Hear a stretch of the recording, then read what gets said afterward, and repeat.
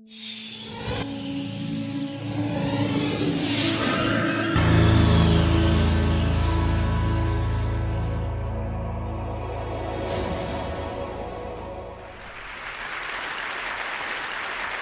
many of you have had to fill out some sort of web form where you've been asked to read a distorted sequence of characters like this?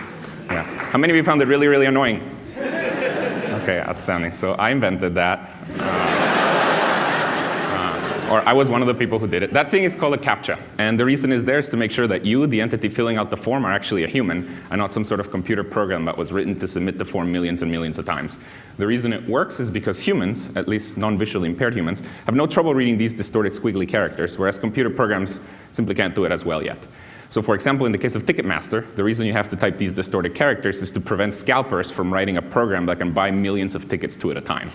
You know, CAPTCHAs are used all over the internet, and since they're used so often, a lot of times the precise sequence of random characters that are shown to the user is not so fortunate. So this is an example from the Yahoo registration page. The random characters that happen to be shown to the user were W-A-I-T, which of course spell a word. But the best part is the message that the Yahoo help desk got about 20 minutes later. This person.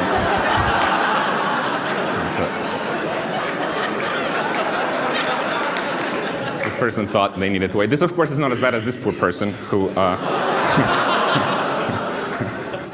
Okay, now, CAPTCHA project is something that we did here at Carnegie Mellon over 10 years ago, and it's been used everywhere. Let me now tell you about a project that we did a few years later, which is sort of the next evolution of CAPTCHAs, which is a project that we call reCAPTCHA, which is something that we started here at Carnegie Mellon, then we turned it into a startup company, and then about a year and a half ago, Google actually acquired this company. So let me tell you what this project started. Okay, so this project started from the following realization. It turns out that approximately 200 million CAPTCHAs are typed every day by people around the world. Okay? When I first heard this, I was quite proud of myself. I thought, look at the impact that my research has had. But then I started feeling bad. So here's the thing. Each time you type a CAPTCHA, essentially, you waste 10 seconds of your time. And if you multiply that by 200 million, you get that humanity as a whole is wasting about 500,000 hours every day typing these annoying CAPTCHAs. So then I started feeling bad. And then I started thinking, well, of course, we can't just get rid of CAPTCHAs because the security of the web sort of depends on them. But then I started thinking, is there any way in which we can use this effort for something that is good for humanity? So see, here's the thing. While you're typing a CAPTCHA, during those 10 seconds, your brain is doing something amazing. Your brain is doing something that computers cannot yet do. So can we get you to do useful work for those 10 seconds? Another way of putting it is there's some humongous problem that we cannot yet get computers to solve, but that somehow we can split into tiny 10-second chunks such that each time somebody solves a CAPTCHA, they solve a little bit of this problem. And the answer to that is yes, and this is what we're doing now. So what you may not know is that nowadays, while you're typing a CAPTCHA, not only are you authenticating yourself as a human, but in addition, you're actually helping us to digitize books. Okay, so let me explain how this works. So there's a lot of projects out there trying to digitize books. Google has one, the Internet Archive has one, Amazon now with the Kindles trying to digitize books. Basically the way this works is you start with an old book, like a physical thing. You've seen those things, right? Like a book? Okay. So you start with a book and then you scan it. Now, scanning a book is like taking a digital photograph of every page of the book. It gives you an image for every page of the book. This is an image with text for every page of the book. The next step in the process is that the computer needs to be able to decipher all of the words in this image. That's done using a technology called OCR, for optical character recognition, which takes a picture of text and tries to figure out what the text is in there. Now, the problem is that OCR is not perfect, especially for older books where the ink has faded and the pages have turned yellow. OCR cannot recognize a lot of the words. For example, for things that were written more than 50 years ago, the computer cannot recognize about 30% of the words. So what we're doing now is we're taking all of the words that the computer cannot recognize, and we're getting people to read them for us while they're typing a CAPTCHA on the internet. Okay, so next time you type a CAPTCHA, these words that you're typing are actually words that are coming from books that are being digitized that the computer could not recognize. And now, the reason we have two words nowadays instead of one is because you see one of the words is a word that the system just got out of a book. It didn't know what it was, and it's going to present it to you. But since it doesn't know the answer for it, it cannot grade it for you. So what we do is we give you another word, one for which the system does know the answer. Okay, we don't tell you which one's which, and we say, please type both. And if you type the correct word for the one for which the system already knows the answer, it assumes you're human. And it also gets some confidence that you typed the other word correctly. And if we repeat this process to like 10 different people, and all of them agree on what the new word is, then we get one more word digitized accurately. So this is how the system works. And basically, since we released it about 3 or 4 years ago, a lot of websites have started switching from the old CAPTCHA where people wasted the time to the new CAPTCHA where people are helping to digitize books. So for example, Ticketmaster, so every time you buy tickets on Ticketmaster, you help to digitize a book. Facebook, every time you add a friend or poke somebody, you help to digitize a book. Twitter, and about 350,000 other sites are all using reCAPTCHA. And in fact, the number of sites that are using reCAPTCHA is so high that the number of words that we're digitizing per day is really, really large. It's about 100 million a day, which is the equivalent of about 2.5 million books a year. And this is all being done one word at a time by just people typing CAPTCHAs on the internet.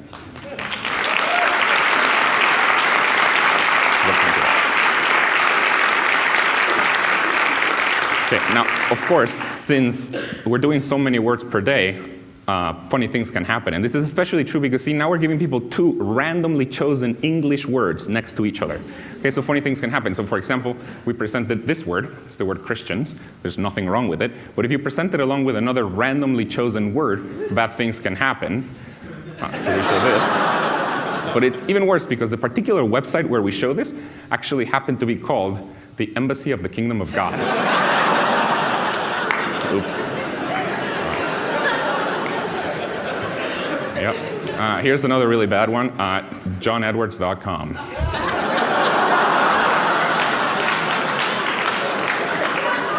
Okay, so we keep on insulting people left and right every day. Now, of course, we're not just insulting people. See, here's the thing. Since we're presenting 2 randomly chosen words, just interesting things can happen. So this has given rise to a really big internet meme that tens of thousands of people have participated in, which is called CAPTCHA art. I'm sure some of you have heard about it. Here's how it works. Okay, imagine you're using the internet and you see a CAPTCHA that you think is somewhat peculiar, like this CAPTCHA. Then what you're supposed to do is you take a screenshot of it. Then, of course, you fill out the CAPTCHA because you help us digitize a book. But then, first you take a screenshot, and then you draw something that is related to it. That's how it works. There are tens of thousands of these. Some of them are very cute. Some of them are funnier.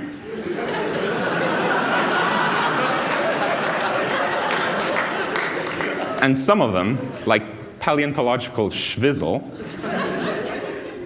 they contain Snoop Dogg.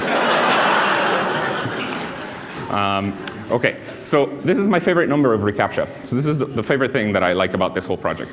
This is the number of distinct people that have helped us digitize at least one word out of a book through reCAPTCHA. 750 million, which is a little over 10% of the world's population, has helped us digitize human knowledge. And it is it is numbers like these that motivate my research agenda. So the question that motivates my research is the following. If you look at humanity's large-scale achievements, these really big things that humanity has gotten together and done, like historically, like for example, building the pyramids of Egypt, or the Panama Canal, or putting a man on the moon, there's a curious fact about them, and it is that they were all done with about the same number of people. It's weird. They were all done with about 100,000 people. And the reason for that is because before the internet, coordinating more than 100,000 people, let alone paying them, was essentially impossible. But see, now with the internet, I've just shown you a project where we've gotten 750 million people to help us digitize human knowledge. So the question that motivates my research is, if we can put a man on the moon with 100,000, what can we do with 100 million? So based on this question, we've had a lot of different projects that we've been working on. Let me tell you about one that I'm most excited about. This is something that we've been sort of semi-quietly working on for the last year and a half or so. It hasn't yet been launched. It's called Duolingo. Since it hasn't been launched, shh. I can trust you to do that. Okay, so this is a project. Here's how it started. It started with me posing a question to my graduate student, Severin Hacker. Okay, that's Severin Hacker. So I posed a question to my graduate student. By the way, you did hear me correctly. His last name is Hacker. So I posed this question to him. How can we get 100 million people translating the web into every major language for free? Okay, so there's a lot of things to say about this question. First of all, translating the web. So right now the web is partitioned into multiple languages. A large fraction of it is in English. If you don't know any English, you can't access it. But there's large fractions in other different languages, and if you don't know those languages, you can't access it. So I would like to translate all of the web, or at least most of the web, into every major language. Okay, so that's what I would like to do. Now, some of you may say, well, why can't we use computers to translate? Why can't we use machine translation? So the machine translation nowadays is starting to translate some sentences here and there. Why can't we use it to translate the whole web? Well, the problem with that is that it's not yet good enough, and it probably won't be for the next 15 to 20 years. It makes a lot of mistakes. Even when it doesn't make a mistake, since it makes so many mistakes, you don't know whether to trust it or not. So let me show you an example of something that was translated with a machine. It was a forum post. It was somebody who was trying to ask a question about JavaScript. It was translated from Japanese into English. So I'll just let you read. This person starts apologizing from the fact that it's translated with a computer. Okay, so the next sentence is going to be the preamble to the question. So he's just explaining something. Remember, it's a question about JavaScript.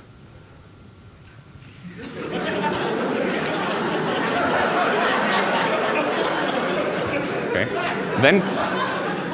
Then comes the first part of the question.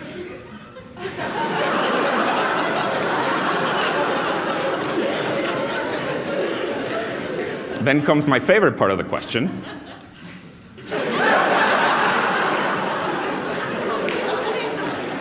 And then comes the ending, which is my favorite part of the whole thing.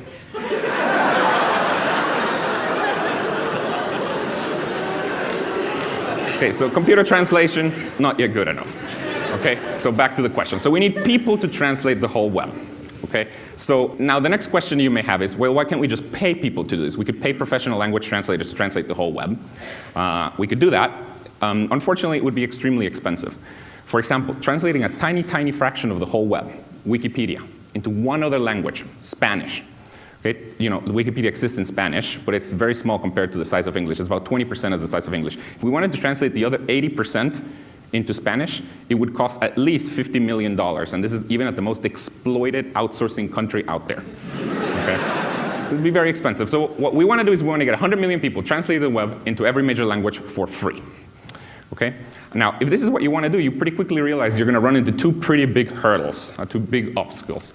Okay, the first one is a lack of bilinguals. Okay, so I don't even know if there exists 100 million people out there using the web who are bilingual enough to help us translate. Okay, that's a big problem. The other problem that you're going to run into is a lack of motivation. How are we going to motivate people to actually translate the web for free? Okay, this is normally, you have to pay people to do this, so how are we going to motivate them to do it for free? Now, when we were starting to think about this, we were blocked by these two things, but then we realized there's actually a way to solve both of these problems with the same solution. There's a way to kill two birds with one stone. And that is to transform language translation into something that millions of people want to do, and that also helps with the problem of lack of bilinguals, and that is language education. Okay, so it turns out that today there are over 1.2 billion people learning a foreign language. People really, really want to learn a foreign language. And it's not just because they're being forced to do so in school. For example, in the United States alone, there are over 5 million people who have paid over $500 for software to learn a new language. Okay, so people really, really want to learn a new language. So what we've been working on for the last year and a half is a new website. It's called Duolingo, where the basic idea is people learn a new language for free while simultaneously translating the web. And so basically, they're learning by doing. Okay, so the way this works is whenever you're just a beginner, we give you very, very simple sentences. There's, of course, a lot of very simple sentences on the web. We give you very, very simple sentences along with what each word means. Okay, and as you translate them and as you see how other people translate them, you start learning the language. And as you get more and more advanced, we give you more and more complex sentences to translate. But at all times, you're learning by doing. Okay, now the crazy thing about this method is that it actually really works. Okay, first of all, people are really, really learning a language. We're mostly done building it, and now we're testing it. People really can learn a language with it. And they learn it about as well as the leading language learning software. So people really do learn a language. And not only do they learn it as well, but actually it's way more interesting. Because you see, with Duolingo, people are actually learning with real content. As opposed to learning with made-up sentences, people are learning with real content, which is inherently interesting. Okay, the other thing, so people really do learn a language, but perhaps more surprisingly, the translations that we get from people using the site, even though they're just beginners, the translations that we get are as accurate as those of professional language translators, which is very surprising. So let me show you one example. This is a sentence that was translated from German into English. The top is the German. The middle is an English translation that was done by somebody who was a professional language translator who we paid 20 cents a word for this translation. And the bottom is the translation by users of Duolingo, none of whom knew any German before they started using the site. If you can see, it's pretty much perfect. Now, of course, we play a trick here to make the translations as good as professional language translators. We combine the translations of multiple beginners to get the quality of a single professional translator. Okay, now, even though we're combining the translations, the site actually can translate pretty fast. So let me show you, this is our estimates of how fast we could translate Wikipedia from English into Spanish. Remember, this is $50 million worth of value. Okay, so if we wanted to translate Wikipedia into Spanish, we could do it in 5 weeks with 100,000 active users, and we could do it in about 80 hours with 1 million active users. Since all of the projects that my group has worked on so far have gotten millions of users, we're hopeful that we'll be able to translate extremely fast with this project. Now, the thing that I'm most excited about with Duolingo is that I think this provides a fair business model for language education. So here's the thing. The current business model for language education is the student pays. And in particular, the student pays Rosetta Stone $500.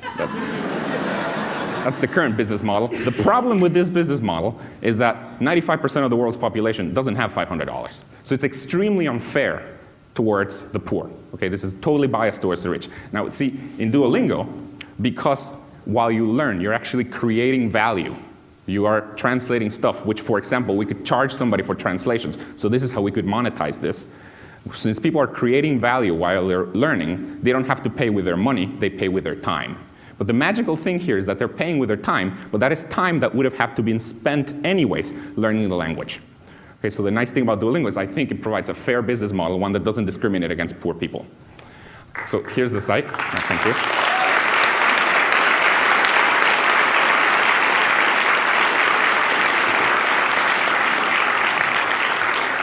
So here's the site. We haven't yet launched, but if you go there, you can sign up to be part of our private beta, which are probably going to start in about 3 or 4 weeks. But we haven't yet launched this Duolingo. By the way, I'm the one talking here, but actually Duolingo is the work of a really awesome team, some of whom are here. So thank you.